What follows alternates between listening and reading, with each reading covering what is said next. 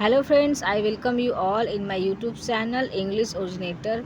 हम history of English literature पढ़ रहे हैं, जिसमें दूसरा जो टॉपिक है ये है मिडिल इंग्लिश पीरियड। ठीक है, तो इस क्लास को शुरू करने से पहले मैं आपको इस टॉपिक से रिलेटेड कुछ इसके जो बैकग्राउंड है वो बता देती हूँ कि टाइम पीरियड है 14 अक्टूबर 1066। ठीक है, 14 अक्टूबर 1066 को एक युद्ध हुआ था, नॉर्मन कॉन्क्वेस्ट। ठीक है, नॉर्मन कॉन्क्वेस्ट इसके बारे में आप समझ लीजिए कि एक ट्राइब थी, जनजाति थी, जो कि वाइकिंग्स के नाम से जानी जाती थी।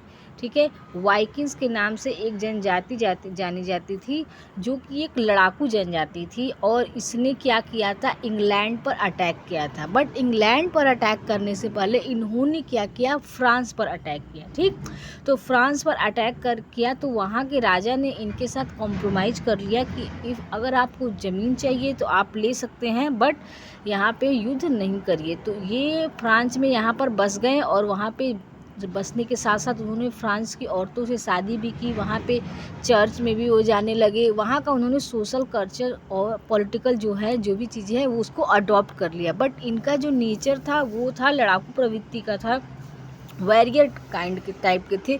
तो इन्होंने इंग्लैंड में एक जगह था हेस्टिंग। ठीक है, तो हेस्टिंग जो जगह था वहाँ पे एक टाउन था वेसेक्स। ठीक है, टाउन वेसेक्स है और हेस्टिंग। ठीक है, तो यहाँ पे युद्ध हुआ। तो वहाँ का उस समय राजा था गॉडविंसन। ठीक है, तो गॉडविंसन ने क्या किया कि, और विलियम कॉन्क्वेरर। ठीक है, विलियम फर्स्ट, जो कि नॉर्मन राजा था। ठीक है, तो इस दोनों के बीच में युद्ध हुआ। तो क्या युद्ध के टाइम में इसने 700 अपने नॉर्मन सैनिकों के साथ ये युद्ध शुरू किया था, और उसके साथ ही साथ गॉडविंसन, जो कि इंग्लैंड का राजा उस टाइम था, उसको आंख में तीर लग गया, जिससे वो युद्ध हार गया। और ये विलियम फर्स्ट जो है वो जीत गया इस युद्ध को, और वो अपने आप को विलियम कॉन्क्वेरर भी मानने लगा। इसी के वजह से इंग्लैंड में इसने सबसे पहला चेंज, सामाजिक चेंज, सोशल चेंज, इसके साथ साथ पॉलिटिकल और रिलीजियस चेंज भी बहुत सारा किया था। इसने वहाँ की जो लैंग्वेज थी, इंग्लिश लैंग्वेज, उसको चेंज करके उसमें नॉर्मन लैंग्वेज को कर दिया कि सारे जितने भी ऑफिशियल वर्क है उसमें सब में नॉर्मन लैंग्वेज का यूज होगा। ठीक है, तो इसकी वजह से वहाँ पे टाइम टू टाइम हमको जो भी आज मॉडर्न इंग्लिश देखने को मिलती है, उसमें उस टाइम पीरियड का ही प्रभाव है। और इसके साथ ही साथ क्योंकि वो फ्रेंच में रह के आया था, तो फ्रेंच पीरियड का भी उसके अंदर प्रभाव है। तो आज देखते हैं कुछ इंपॉर्टेंट टॉपिक पॉइंट इसके बारे में। So Middle English period is also known as Norman period. ठीक है, अब आपको समझ में आएगा कि मिडिल इंग्लिश पीरियड को नॉर्मन पीरियड भी कहा जाता है। Its timeline is originally 1066 to 1500, और इसका जो टाइम पीरियड है वो 1066 से 1500 के बीच का है। Middle English was a form of the English language spoken after the Norman Conquest in 1066। ठीक है, तो मिडिल इंग्लिश वह भाषा है, ठीक है, इंग्लिश लैंग्वेज की वह भाषा है जो कि नॉर्मन कॉन्क्वेस्ट के बाद आपको देखने को मिलती है। Chaucer was an English poet of the middle age. इस मिडिल एज में सबसे फेमस जो कि राइटर बोल सकते हैं, पोएट बोल सकते हैं, वो जॉफरी चौसर थे। और इनका जो फेमस वर्क है, his famous work is Canterbury Tales, जो कि आप जानते हैं कि सबसे फेमस वर्क है Canterbury tales.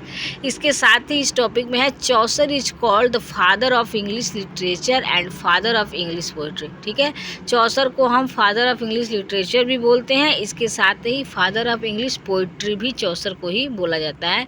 And he was the first poet who was buried in poets corner in Westminster अबे। ठीक है, जो वेस्टमिंस्टर अबे काफ़ी रेपुटेड प्लेस है, और इसमें जो कवियों को दफनाया जाता है, तो इसमें सबसे पहला जो थे वो जॉफरी चौसर को ही दफनाया गया था। उसका नाम है पोएट्स कॉर्नर, आप इसको नोट कर लीजिएगा। ठीक है, the Battle of Fulford was happened in 20 सितंबर 1066। ठीक है, तो इसमें एक और युद्ध हुआ है, फुलफोर्ड का युद्ध, जो कि 20 सितंबर 1066 में हुआ है, इसको आप ध्यान दीजिए। The Battle of Hasting was fought on 14 October 1066 between Duke of Normandy and Anglo Saxon king Harold Godwinson. ठीक है, तो उस समय इंग्लैंड का राजा था हैरोल्ड गॉडविंसन, और ड्यूक ऑफ नॉर्मंडी कौन था? विलियम था। और यह युद्ध हुआ है बैटल ऑफ हेस्टिंग, ये 14 अक्टूबर 1066 को हुआ था। The Battle of Hastings in 1066 established Norman dominion and ended up the Anglo-Saxon phase of English poetry. In this period, English grammar became important and pronunciation also changed. Thanks for the watching.